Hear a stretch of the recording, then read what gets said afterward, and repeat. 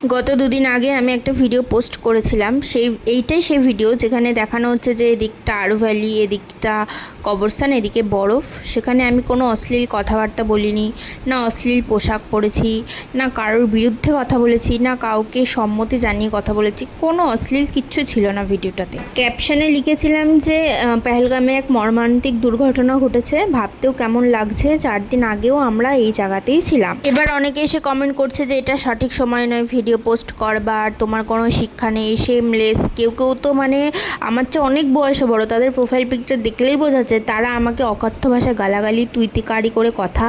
আবার এক দুজন তো দেখলাম যে আমার মৃত্যু কামনাও করছে। ঠিক আছে, তাদের বিচার ভগবান করবে, তাদের বিচার করবার আমি কেউ নই। তারপরে আমি কমেন্টে রিপ্লাই করে বোঝানোরও চেষ্টা করেছি, কিন্তু দেখলাম যে না হলো না, এদের মানসিকতা সত্যিই ভীষণ নিচু। এবার আপনাদের জবাবটা দিই। অনেকে দেখলাম কমেন্ট করেছে আমার নাকি খুব মজা হচ্ছে এই ঘটনায়, অনেকের মৃত্যু হয়েছে বলে নাকি আমি সেটা সুযোগ নিচ্ছি। আরে আপনারা হয়তো জানেন না যে আমি কালকে তার আগের দিন রাত্রির বেলায় বহু কষ্টে বাড়ি ফিরেছি।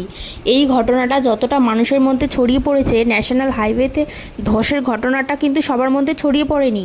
সেই ধসের কবলে আমিও ছিলাম। এখানে স্থানীয় মানুষদের ব্যবহার এত ভালো, সেই রাতে ঝড় বৃষ্টির রাতে আমাদেরকে তারা আশ্রয় দিয়েছিল। আমরা একটা ঘরে 16 জন ছিলাম। এখানে শ্রীনগর থেকে জম্মু আসতে 5 ঘন্টা লাগে, সেখানে আমরা সকাল 7টায় বেরিয়ে রাত্রির 11টায় পৌঁছেছি। ফ্রিতে জ্ঞান দিতে, ফ্রিতে কমেন্ট করতে ভালোই লাগে সব জ্ঞানদাতার দল। ঝড় বৃষ্টির মধ্যে যখন একটা ঘর পেলাম তখন খালি বারবার মনে হচ্ছে পেছনে খাদ নেই তো, সামনে খাদ নেই তো, অন্ধকার তো, কিছু তো বুঝতে পারছি না, কারেন্ট নেই, কোনো রকমে আলো জ্বলছে। সত্যি তো আমি 3 দিন আগে ওখানে ছিলাম, তাহলে ভিডিওতে লিখে পোস্ট না করবারই বা কি আছে। আর আমি নিজেও অনেক কষ্টে জীবন হাতে করে বাড়ি ফিরেছি। আর যা দেখলাম নোংরা কমেন্ট সব ফেসবুকে, ইউটিউব থেকে অন্তত কেউ করেনি।